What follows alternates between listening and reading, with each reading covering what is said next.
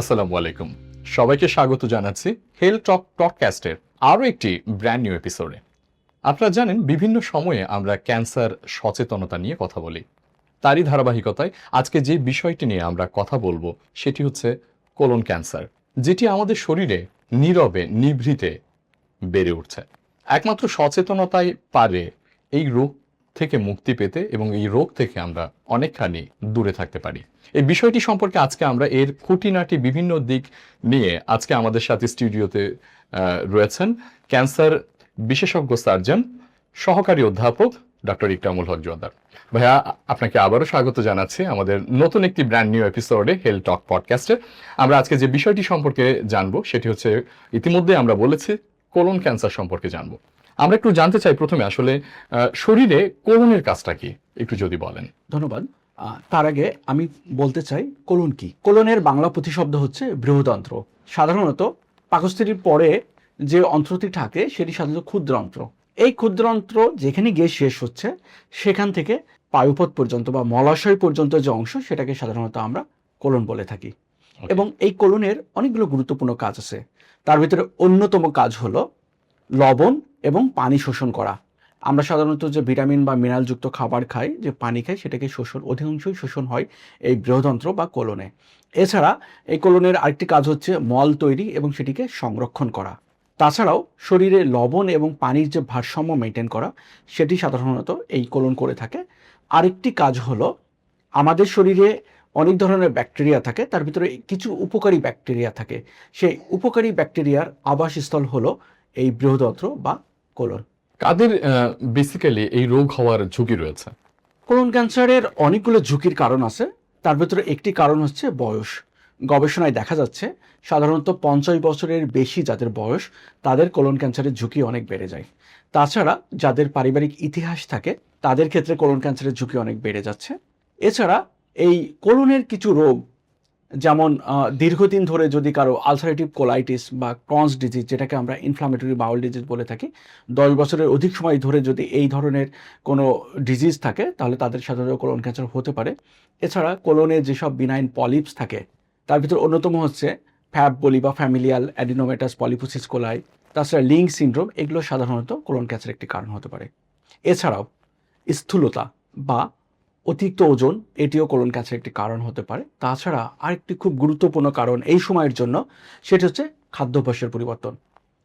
গবেষণায় দেখা যাচ্ছে যে সকল মানুষ আঁশযুক্ত খাবার কম খাচ্ছে, ভিটামিন মিনারেলযুক্ত খাবার কম খাচ্ছে এবং পক্ষান্তরে যারা রেড মিট বা আঁশবিহীন খাবার এবং সেই সাথে যারা প্রসেসড ফুড বা ফ্রোজেন ফুড খাচ্ছে, তাদের সাধারণত এই কোলন ক্যান্সারের ঝুঁকি অনেক বেড়ে যাচ্ছে।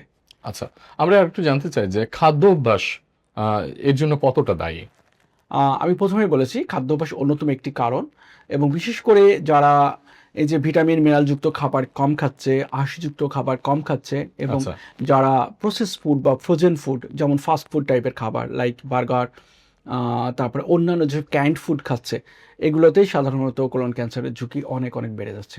আচ্ছা, পারিবারিক ইতিহাস থাকলে এর সতর্কতা কতটা অবলম্বন করা উচিত বলে মনে করেন? আমি প্রথমে বলেছি কোলন ক্যান্সারের অন্যতম একটি কারণ হচ্ছে পারিবারিক ইতিহাস। ইতিহাস। পরিবারের এক বা একাধিক সদস্য যদি এই কোলন ক্যান্সারে আক্রান্ত হয়ে থাকে, তাহলে তার পরবর্তী যেসব জেনারেশন আছে তাদের ক্ষেত্রে সতর্কতা অবলম্বন করা অত্যন্ত জরুরি।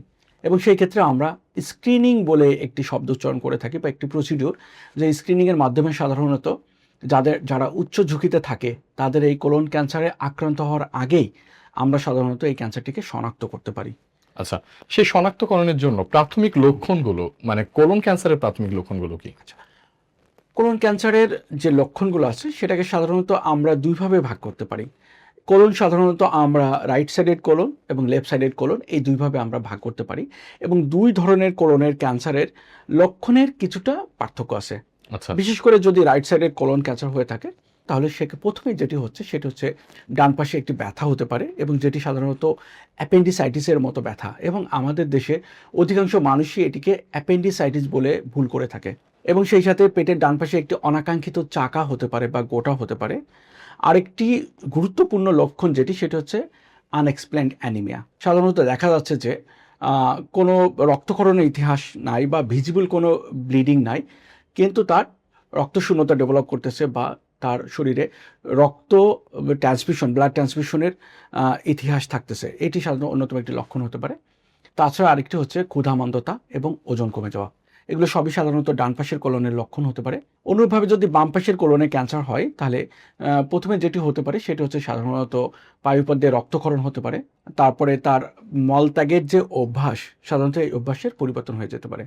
বিশেষ করে দেখা যাচ্ছে যে আগে উনি নিয়মিত মলত্যাগ করতেন একটি নির্দিষ্ট সময়ে, এখন দেখা যাচ্ছে তার অনেকদিন ধরে কনস্টিপেশন হচ্ছে, আবার কখনো কখনো তার লুজ মোশন বা ডায়রিয়া হচ্ছে।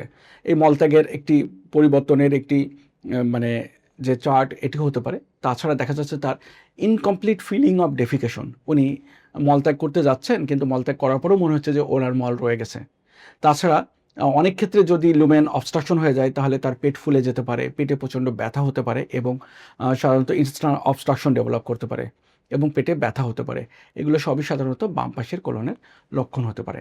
এছাড়াও এগুলো আপনি বললেন সব সাধারণ লক্ষণ, কিন্তু যদি এই কোলন ক্যান্সার যদি আরও অ্যাডভান্স হয়ে যায়, তাহলে আমি একটি বলেছি যে তার ইন্টেস্টাইনাল অবস্ট্রাকশন বা লুমেন আটকিয়ে যেতে পারে, সেই ক্ষেত্রে পেট ফুলে যেতে পারে। আবার এই ক্যান্সারটি দূরবর্তী কোনো অর্গানে ছড়িয়ে যেতে পারে, যে বিশেষ করে কোলন থেকে লিভারে খুব দ্রুত ক্যান্সার ছড়িয়ে যায় এবং সেই ক্ষেত্রে দেখা যাচ্ছে তার জন্ডিস হতে পারে, পেটের উপরিভাগে ব্যথা হতে পারে। আরেকটি কারণ হচ্ছে পেটে পানি জমে যায়, যেটাকে আমরা অ্যাসাইটিস বলে থাকি। এগুলো সাধারণত সব কিছুই কিন্তু অ্যাডভান্স কোলন ক্যান্সারের লক্ষণ। আচ্ছা, অনেক সময় কোনো লক্ষণ ছাড়াও কি রোগ থাকতে পারে? হ্যাঁ, যদি খুব আর্লি স্টেজে কোনো ক্যান্সার বা আর্লি স্টেজ যদি কোলন ক্যান্সার হয়, সাধারণত এইসব লক্ষণ নাই। সেক্ষেত্রে শুধুমাত্র দেখা যাচ্ছে যে তার খাওয়ার রুচি কমে গেছে, তার শরীরে অবসাদগ্রস্ত মনে হচ্ছে, তার কোনো কিছু ভালো লাগছে না। এগুলো সাধারণত খুব প্রাথমিক পর্যায়ের কোলন ক্যান্সারের লক্ষণ হতে পারে। আচ্ছা, আপনি কিছুক্ষণ আগে বলছিলেন যে কোলোনোস্কপি সম্পর্কে বলছিলেন। কোলোনোস্কপি নিয়ে মানুষের ভয় আছে। এটা মানে কতটা যৌক্তিক? আচ্ছা, কোলোনোস্কোপি নিয়ে আসলে ভয়ের কোনো কারণ নাই। কোলোনোস্কোপি খুব সিম্পল একটি প্রসিডিউর। সেটি সাধারণত অনেক ক্ষেত্রে দেখা যাচ্ছে যে রোগীদেরকে হালকা ঘুম পাড়িয়ে সিডেটিভ দিয়ে সাধারণত কোলোনোস্কোপিটি করা হয়। সেক্ষেত্রে রোগীর হয়তো বুঝতেই পারে না এবং কোলোনোস্কোপির যে প্রোব থাকে সেটি সাধারণত খুবই ন্যারো একটি প্রোব এবং এটি খুব সিম্পল একটি ব্যাপার এবং এটি একটি ন্যাচারাল পাথওয়ে দিয়ে যায়। সেক্ষেত্রে সাধারণত ব্যথা বা অন্য কোনো প্রবলেম হয় না। তাই কোলোনোস্কোপি নিয়ে আসলে ভয় পাওয়ার কোনো কিছু নাই। ওকে, আমি আরেকটা বিষয় জানতে চাই। কোলন ক্যান্সারে রোগী কি সবসময় সার্জারির মধ্য দিয়ে যেতে হয় নাকি না তার মানে কেমোথেরাপি বা মধ্য দিয়ে এই প্রসেসটাকে কমপ্লিট করা যায়? আচ্ছা, আপনাকে অসংখ্য ধন্যবাদ এই গুরুত্বপূর্ণ প্রশ্নটি করার জন্য। কোলন ক্যান্সারের চিকিৎসা, তার আগে একটু বলে রাখি, সব ধরনের ক্যান্সারেই সাধারণত আমরা নির্দিষ্ট একটি গাইডলাইন ফলো করে থাকি আচ্ছা। এবং এই গাইডলাইন অনুযায়ী খুব প্রাথমিক পর্যায়ের কোলন ক্যান্সার সাধারণত প্রথমেই সার্জারি করা হয় এবং যদি বলি খুবই আর্লি স্টেজ, যদি ভেরি আর্লি স্টেজের ক্যান্সার হয় সেক্ষেত্রে সাধারণত কোনো ওপেন কোনো সার্জিক্যাল প্রসিডিউরের দরকার হয় না। সেক্ষেত্রে সাধারণত এন্ডোস্কোপিক সার্জারি করে, দ্যাট মিন্স এই পায়ুপথের ভিতর দিয়ে সাধারণত কোলোনোস্কোপের মতোই প্রোব গিয়ে এই সিম্পল সুপারফিশিয়াল যে টিউমারগুলো থাকে সেগুলোকে কিন্তু আমরা এক্সিশন করতে পারি। সেক্ষেত্রে রোগীর কিন্তু কোনো কাটাছেঁড়ার কোনো ভয় থাকতেছে না। কিন্তু যদি তারপর এর থেকে আরেকটু অ্যাডভান্স ডিজিজ হয়ে থাকে, বিশেষ করে ক্যান্সার যদি দূরবর্তী কোথাও ছড়িয়ে যেয়ে না থাকে, তাহলে কিন্তু প্রথমেই যে ট্রিটমেন্ট অপশন সেটি হচ্ছে সার্জারি এবং তারপরে সাধারণত যদি লাগে তার হিস্টোপ্যাথোলজি রিপোর্ট এবং তার মলিকুলার টেস্টিং করে যদি মনে হয়, তাহলে সেই ক্ষেত্রে তার জন্য কিন্তু অ্যাডজুভেন্ট কেমোথেরাপির প্রয়োজন হয়ে থাকে। আর আপনি যেটি বলেছিলেন যে তার আগেই কেমোথেরাপির প্রয়োজন আছে কিনা, বিশেষ করে যদি অ্যাডভান্স কোলন ক্যান্সার হয়, আমাদের স্টেজিং অনুযায়ী যদি সাধারণত T4B বা বাল্কি নোডস, দ্যাট মিনস অনেক বড় নোড হয়ে থাকে, সেক্ষেত্রে সাধারণত প্রথমেই নিওঅ্যাডজুভেন্ট কেমোথেরাপি, যেটি আসলে সার্জারির পূর্বেই কেমোথেরাপি দেওয়া হয়, সেটিকে আমরা নিওঅ্যাডজুভেন্ট কেমোথেরাপি বলি। এই নিওঅ্যাডজুভেন্ট কেমোথেরাপি দিয়ে টিউমারটিকে ছোট করে দেন তার সার্জারি করা হয়। কোলন ক্যান্সারের ক্ষেত্রে সার্জারি কিন্তু লাগেই, সাধারণত এটি মেইন স্ট্রিম অফ ট্রিটমেন্ট। আচ্ছা, চিকিৎসার পর একজন মানুষ মানে স্বাভাবিক জীবনে কতটা ফিরতে পারেন? আচ্ছা, এর আগে আমি ছোট্ট একটি উদাহরণ দেই। আমার কাছে একজন ভদ্রলোক এসেছিলেন, ওনার বয়স ছিল 35 বছর। উনি সিঙ্গাপুরের একটি কোম্পানিতে ফোরম্যান হিসাবে চাকরি করতেন। উনি এসেছিলেন রাইট সাইডেড কোলন ক্যান্সার নিয়ে। ওনার ওখানে গিয়ে ওনার পেটে ব্যথা অনুভব হচ্ছিল এবং ওনারা ওখানে সিটি স্ক্যান করে দেখে যে তার ডান পাশের কোলনে একটি ক্যান্সার হয়েছে এবং দেখা গেল এই কোলন ক্যান্সারটি খুব প্রাথমিক পর্যায়ে। উনি আমার কাছে আসলেন, আমি ওনাকে দেখলাম এবং আমি ওনার সার্জারি করলাম। সেক্ষেত্রে এটাকে আমরা রাইট সাইডেড মানে কোলনের জন্য আমরা রাইট হেমিকোলেক্টমি করেছিলাম, তার মানে রাইট সাইডেড কোলনের অংশটুকু আমরা অপারেশন করে এটা অপসারণ করেছিলাম এবং সেই সাথে এই বাকি যে রিমেনিং কোলন ছিল তার সাথে আমরা স্মল কাটের একটি অ্যানাস্টোমোসিস করে দিয়েছিলাম। তারপরে ওনার এই মানে পোস্ট অপারেটিভ যে প্যাথোলজিক্যাল হিস্টোপ্যাথোলজিক্যাল রিপোর্ট, সেটিতেও এটি সাধারণত T2, দ্যাট মিনস আর্লি স্টেজের ডিজিজ হয়েছিল এবং উনি পরবর্তীতে আমাদের হসপিটালে টিউমার বোর্ড ফেস করে ওনার কেমোথেরাপির ডিসিশন হয়েছিল। উনি কেমোথেরাপি সম্পূর্ণ করেছেন এবং সবথেকে আনন্দের ব্যাপার হচ্ছে উনি কিন্তু আবার সেই সিঙ্গাপুরে চলে গেছেন ওনার পূর্বের কাজে।